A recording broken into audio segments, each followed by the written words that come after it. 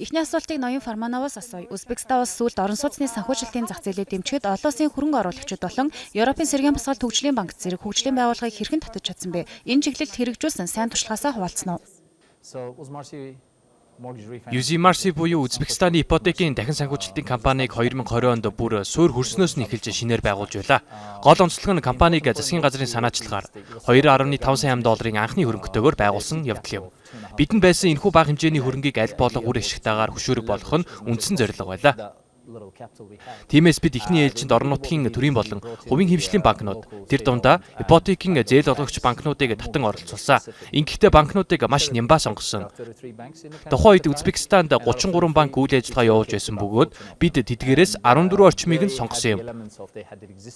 Сонгосон банкнууд нь зээлийн шалгуур, үнэлгээний тогтсон практиктай мөн компани засаглалын тодорхой стандартуудыг мөрддөг байсан нь бидний хувьд чухал үзүүлэлт байлаа. Үүний үр дүнд бид $10 сая санхүүжилт босгож чадсан. Яагаад энэ бүх нарийн мэдээллийг хэлж байна вэ гэвэл олон улсын зах зээлд сонирхол татах үйс. Олон улсын жишгт нийцсэн компани засаглалын тогтолцоог бүрдүүлэх нь хамгийн чухал байсан юм. Компанид олгогдсон альва хөрөнгийг боломжит дээд хэмжээнд хөшөөрөг болгон ашиглаж цаашид хувийн өмчлөлд шилжүүлэх нь үндсэн зорилго байлаа. Өөрөөр хэлбэл тодорхой үе шатанд засгийн газрын эзэмшлийн хувийг тэг хүртэл бууруулж компанийг бүрэн хувийн өмчит болгохын зэрэгцээ Узбекистаны зах зээлийг өргөн хүрээнд дэмжих чадвартай байхыг зорьсон. Тиймээс бидний хувьд сайн доктортой компани засаглал бүрдүүлэх нь нэн чухал байв. Төлөөлөл удирдах зөвлөлийг зөвхөн банкнуудын төлөөллөөр бүрдүүлээгүй, харин хараат бус гишүүд болон дотоодын гишүүдийг хамруулсан. Ингэхдээ дор хаяж 3 хараат бус гишүүнтэй байхаараа зохион байгуулж, хуульд заасан шаардлагаас давсан засаглалын бүтэц бий болгосон. Цаа зорилго нь компанийг ирээдүйд олон улсын зах зээлд санал болгох явдал байв.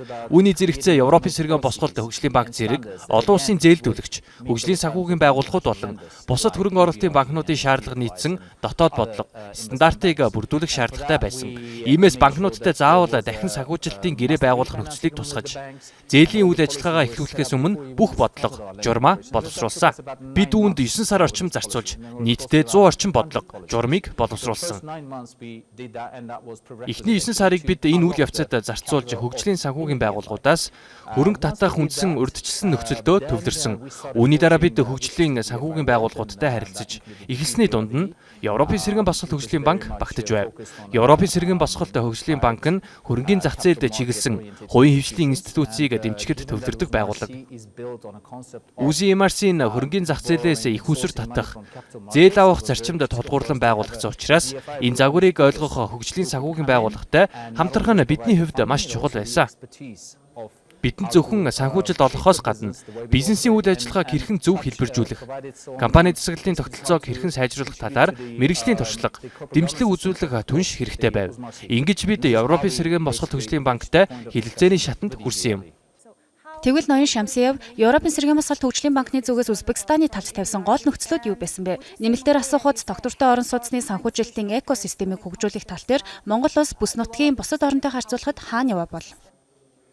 Баярлалаа. Миний хувьд Монгол улс өөр гэсэн онцлогтой гэж хэлнэ.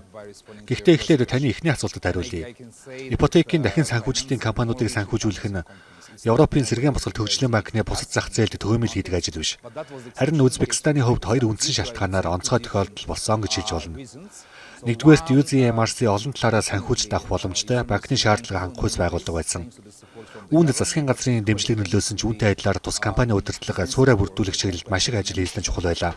Тухайлбал бодлого журмуудаа бүрэн боловсруулсан, андеррайтинг үйл явц нийл тод. Бүтээгдэхүүнүүд болон хэрэгжүүлэх аргачлал тодорхой байсан. Мөн улс доторх арилжааны банкнуудтай харилцаагаа эрхэн бүрдүүлсэн чухал хүчин зүйл болсон.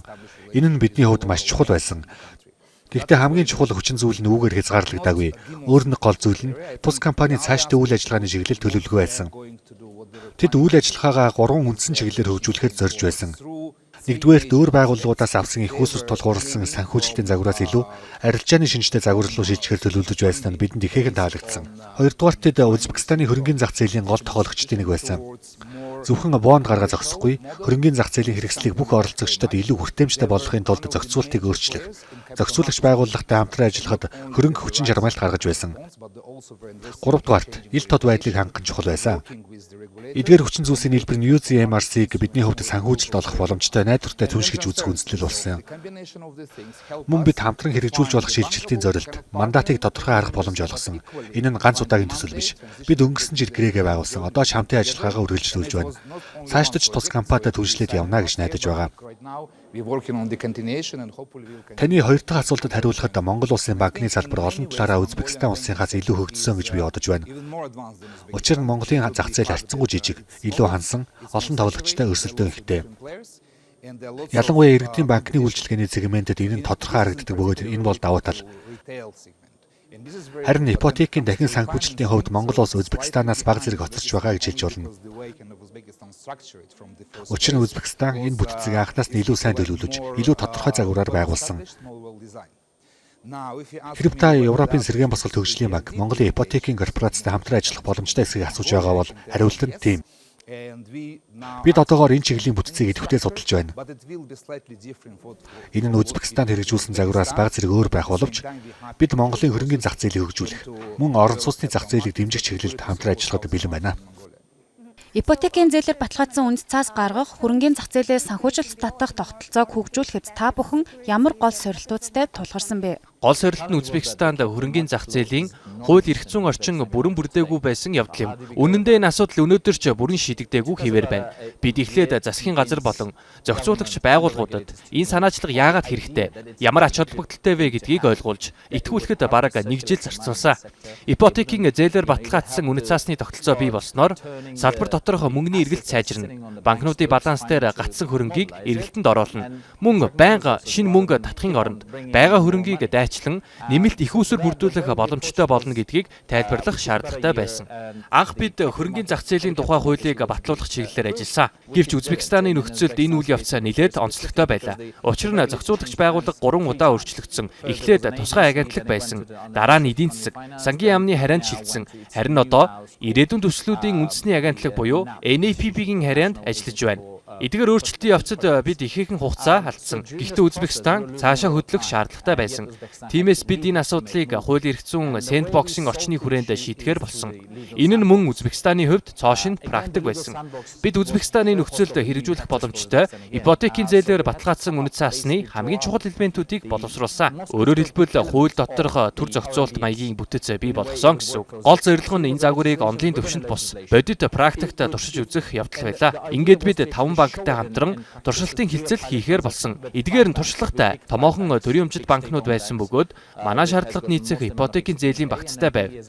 Бид гэрээний загвар, хууль эрх зүйн зохицуулалт, зохицуулагчийн шаардлага зэрэг бүх гол баримт бичгийг шин зохицуулагч байгууллагатай хамтран боловсруулсан. Зохицуулагч байгууллагыг энэ процессд албан ёсоор оролцуулахын тулд эхлээд ерөнхийлөгчийн зарлиг гаргуулах шаардлагатай болсон. Ингээд нийт 3-аас 3.5 жилийн хугацаанд ажилласны эцэст бид сэндбокс орчны хүрээнд ипотекийн зээлээр баталгаажсан үнэт цаас гаргах боломжтой болсон. Дараагийн алхам бол энэ хугацаанд банкнууд, зохицуулагчид болон бусад талтай хийсэн хэлэлцээ. Хоригдлуулсан туршлага дээр тулгуурлан зохицуулалтаа сайжруулах явдал юм.